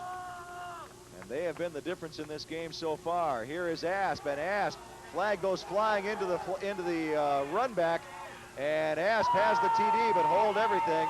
Yep, I think we're going to see it come back. I'm guessing it was holding. Oh, the line is, they're all looking at each other and saying, ah, shucks. Boy, how many times have we seen that tonight, Steve? Either blunting a drive and now losing him a touchdown. All right, well, let's take a look at it. Right up the middle, and Asp just did it all on his own, and there you see the flag. And that's too bad because Centennial has now that's what, minimum 16 points they've taken off the board for themselves tonight. And I think if you ask anybody, especially if you go up against the Cambridge Blue Jackets, you know that the defending state champs are not the team they were last year, but still, you can't do that against anybody in the playoffs and expect to come out with a win. You have to cut out those penalties. 2 drives and now a touchdown shot down by the yellow flags.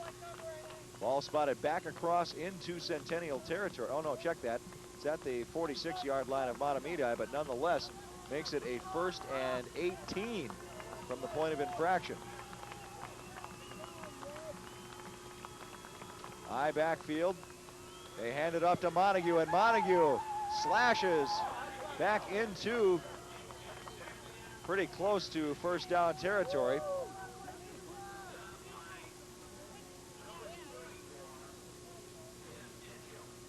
Check the replay. Yeah, here you go. And you mentioned it earlier. They've been running this counter and been running it to perfection. Quarterback pivots one way and hands off going the other. Defense is trained to follow that quarterback, if not the ball. So when he turns one way, they're automatically going to shift a little bit. As we see Boomer Longerbone talking to one of the officials. But when that defense moves just a little bit that way, that just gives the offense that little bit of a hole, and the backs are taking advantage of it.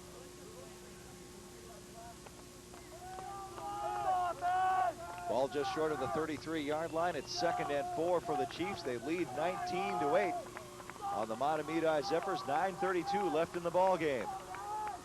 One more drive would just about put it away, and Withrow, for the first time in the game, stopped for a loss. In on the play, number 35, Jim Labar.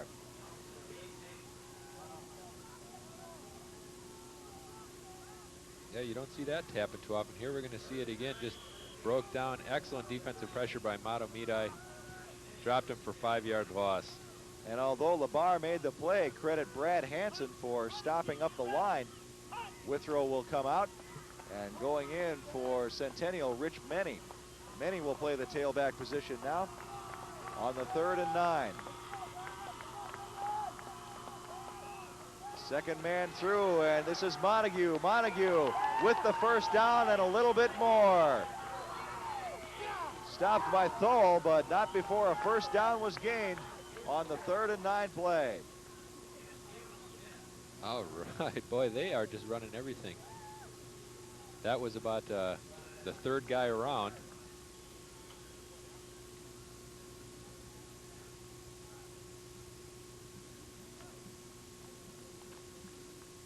You believe that 3rd and 9, and on a running play they pick up 15 yards. Boy, Mahtomedi is, George Smith just can't be happy about that at all. No, certainly can't be. 1st and 10 for the Centennial Chiefs, a play right up the middle, and it does not gain very much as they run into that Mahtomedi line. Asp losing yardage that time. Hansen and Eric Reibel in on the play for the Zephs, but time counting down as Mahtomedi perfectly happy, or I should say not perfectly happy, to watch Centennial take it off the clock with running plays. This game is still within reach of the blue and gold, but not if Centennial keeps this drive going. Yeah, something big's got to happen here from Mahtomedi, and they need a turnover. Lind calls signals, pitch out, Withrow, and slamming in, and there's a face mask. I don't know how they could not have seen it.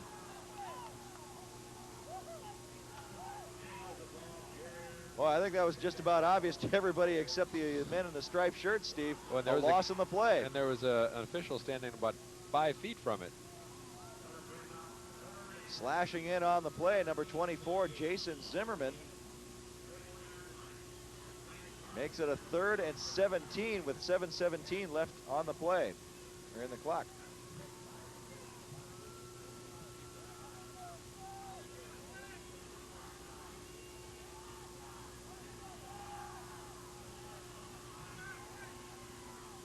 Third and 17, Lind on the play. The catch is made by Montague, but he slips down with Zimmerman closing on him. Spot the ball at the 24-yard line, and it will be a 4th and about 11 play.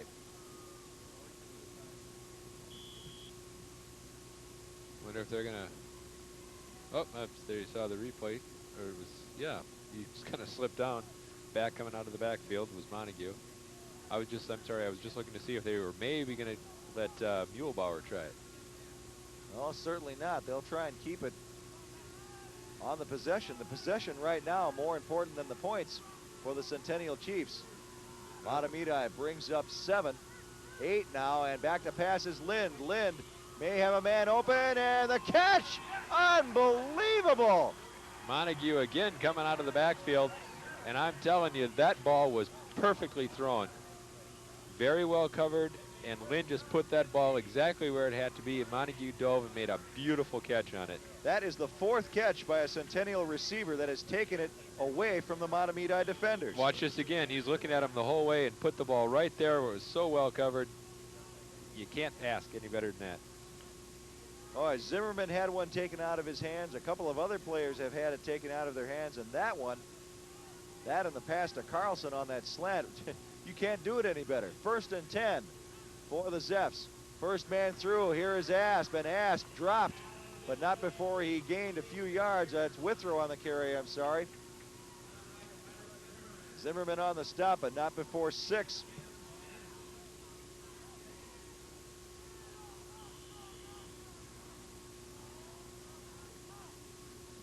Bringing in the play, Jeff Lavelle, 6 foot, 180-pound senior tight end. And for a change, Centennial doesn't go with the counter. They just go with that first man through Withrow, and they're just doing everything up there. Boy, the offensive line is really got to be happy and proud of themselves tonight. 2nd and 3 for Centennial. Ball at the 16-yard line. Here is Withrow. Withrow bashed once and then bashed ahead. Maybe a gain of 1.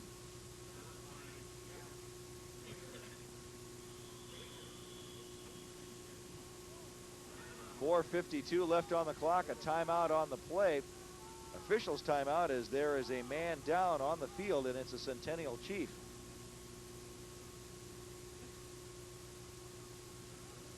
I have Withrow for 25 carries already this game. Well, the way that Centennial runs their offense, Steve, it's the I backfield, of course, and you're going to get that number of carries to one back, a la Rod Smith from last year when we saw the Roseville Raiders play. But Withrow, with some excellent durability, you have to remember, he's playing both ways tonight. He is one of the linebackers for the Centennial Chiefs. He is spelled here and there, but for the most part, he has been on the field almost the entire game for the Centennial Chiefs.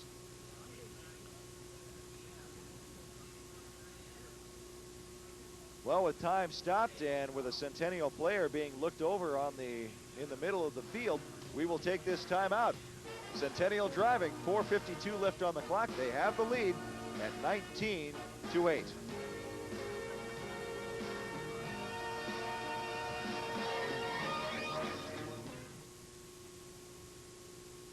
This is Joe Theismann for ESPN, where you'll see some of the hardest-hitting football this season.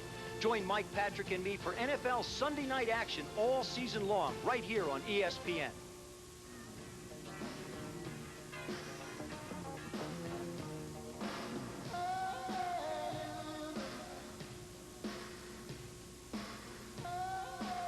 Injured player comes off the field. It's Boomer Longerbone under his own power. The center goes to the sidelines. Chiefs 19, Zephyrs 8. We're in the fourth quarter, 4:45 remaining. 3rd and 2. And I don't believe they got it.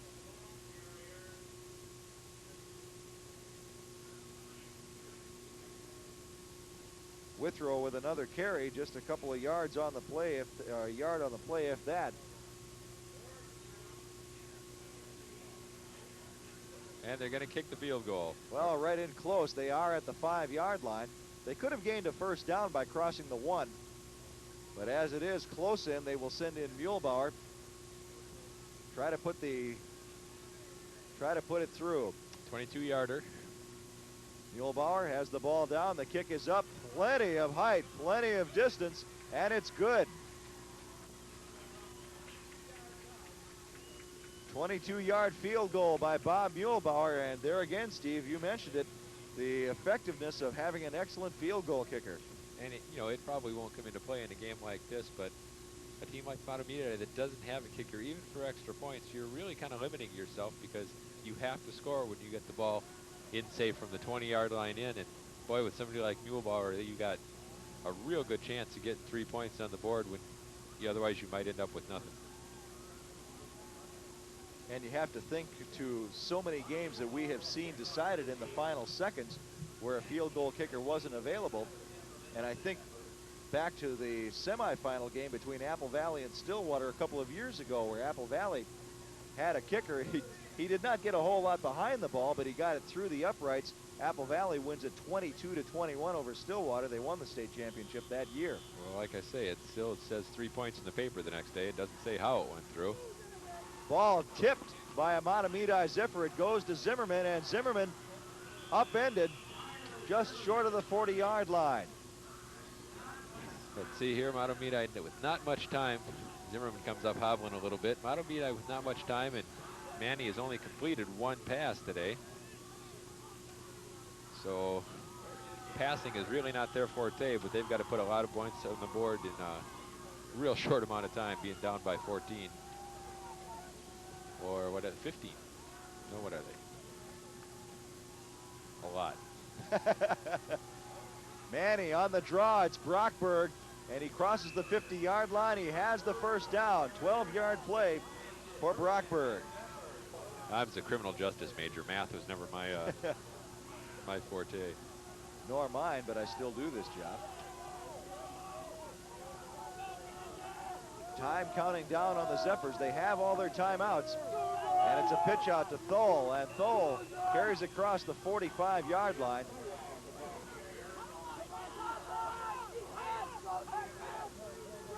I don't know if Mahtomedi has a hurry-up offense. Now they're going to show signs of using it.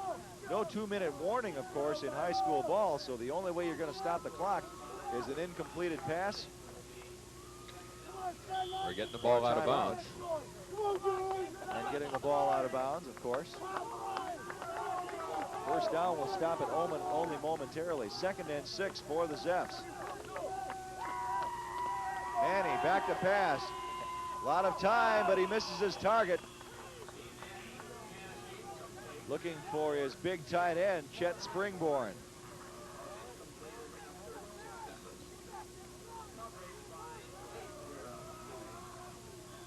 Mahtomedi had a little bit of a disadvantage here. They don't have anybody split wide.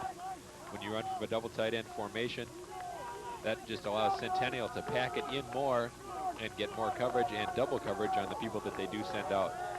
Brings up a 3rd and 6, 3:20 left on the clock. Mahtomedi needs a score to get close. They're down by 14 and tripped up from behind. Little bit of woofing being done by Darren Drops, but he sacks the Mahtomedi quarterback for a 6-yard loss. Ball at the 50. Here you're going to see it again. He's rolling out left, never sees Darren Drops coming from his defensive tackle position at all. Tripped him up. Beautiful defensive play. A lot of speed there by that defensive lineman. I don't know, something broke down there, though, because he came through unmolested. Maybe they were running a stunt. Brings up a 4th and 11 play, and Mahtomedi, of course, will have no choice but to go for it. Drops with 8 solo tackles and 71 assists coming into this game, and 2 interceptions. The interception leader before tonight was Wade Breer with a pair, but now you'll also have to put the name of Scott Kranz on that board with 2 interceptions tonight early in the game.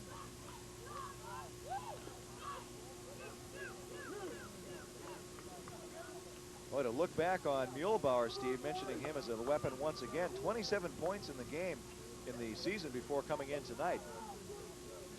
He's got 4 tonight. That gives him 31. That's got to put him up there somewhere. 5 field goals, 12 one-point kicks. He's among the scoring leaders for kickers in the Twin Cities metro area. The only ones close to him are playing against each other tonight in Noble Rainville of Blaine and Tom Thompson of Stillwater. Back to pass, straight back is Manny. Short drop, throws, and Springborn almost had it. No, it's not Springborn, it's Ganelius. Ganelius, I think, there made a mistake. He only went up with 1 hand. I think if he'd have gone up with 2 and tried to pull it down, might have had a little bit more success. But as it is, the ball goes over on downs, and all now Centennial has to do is run a few plays and hopefully run out the clock. 2:53 to run out. Lynn comes onto the field, 22-8.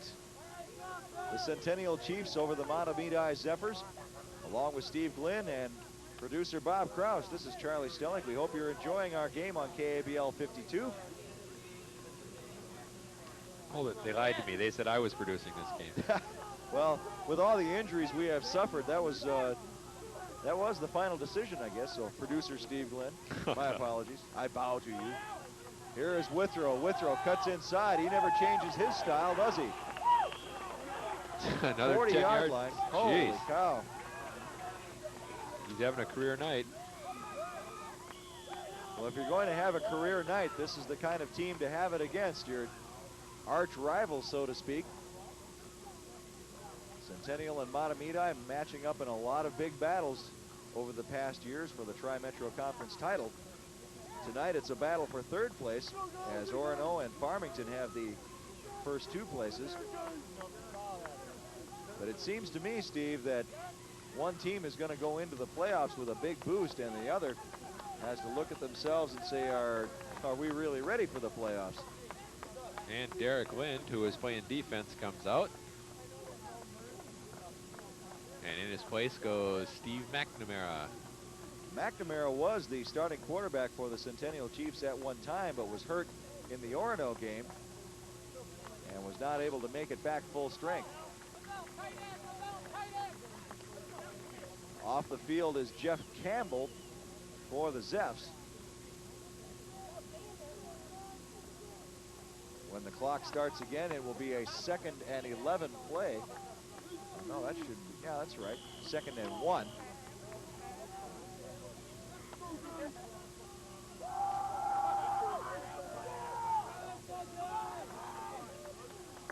So McNamara will call signals.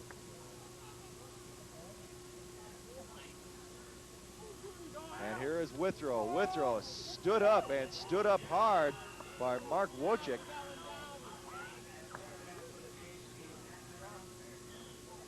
And I think he may have the first down. Hard to tell, and there's a Centennial Chief down on the field now. There you see Mike Watson, the head coach for Centennial, and he's looking over a fallen Centennial Chief. 2:17 left on the board. 22-8, Centennial with the lead over the Mahtomedi Zephyrs. Both teams will go into postseason play. Mahtomedi will face Brooklyn Center as the 2nd seed. And Centennial, with a win assured tonight, will have the home field advantage, possibly against the Cambridge Blue Jackets, the defending state Class A champions. Scott Wilson was the injured chief. He's walking out under his own power. He's looking back to the line as if to say, I want to come back in, but the officials won't allow it for, I guess, at least one play.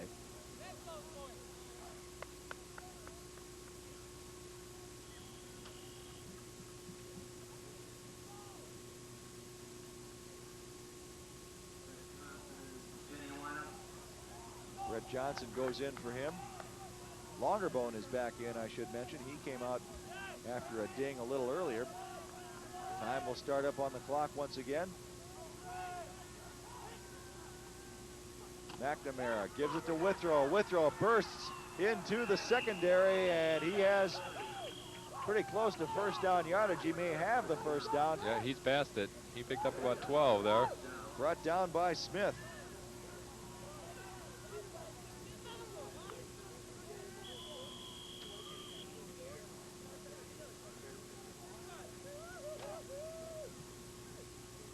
Time running out here for the Zeffs. Certainly is. 12-yard gain for Withrow makes it 1st and 10. Mahtomedi is going to surrender this one. They're not calling timeouts to stop the clock. Not as long as Centennial keeps getting first downs. Here is Withrow once again. They're just trying to give him a career night now. And Withrow doesn't seem to mind.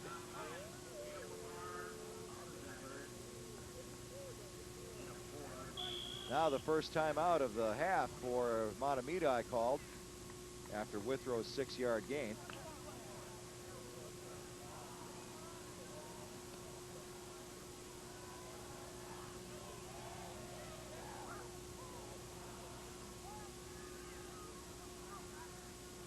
Ball spotted at the 32-yard line for another 1st and 10 inside of a minute.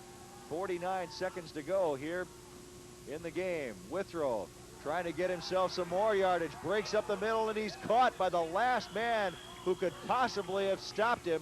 Another first down for the Centennial Chiefs. Tyler Zimmerman on the stop. Unbelievable night he's had. What do you do, run up the score, or you put the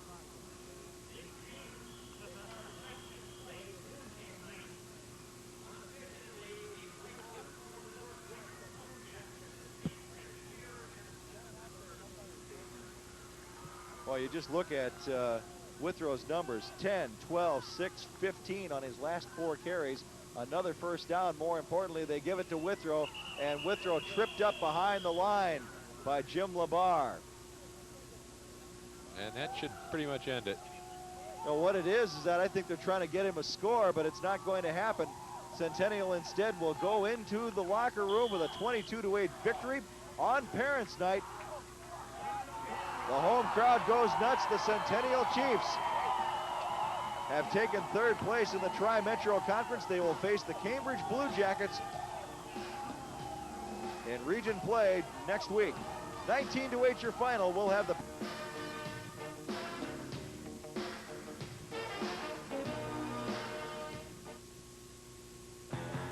ESPN opens the door on college basketball. Slam jammed with color and excitement. See a parade of America's outstanding players in sparkling displays nearly every night. And follow top teams right through conference championship, the NIT, and the NCAA tournament. The color and excitement of live college basketball and ESPN. The right combination.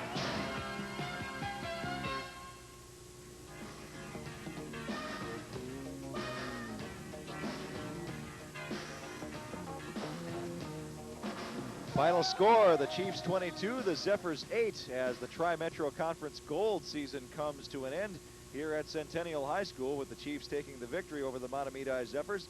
As we mentioned before, the Chiefs will probably go against the Cambridge Blue Jackets.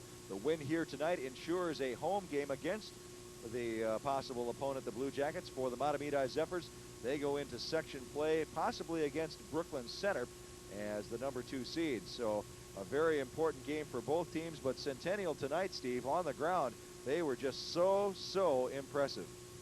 It's unbelievable the display that they put on. The offensive line has got to be so proud of themselves.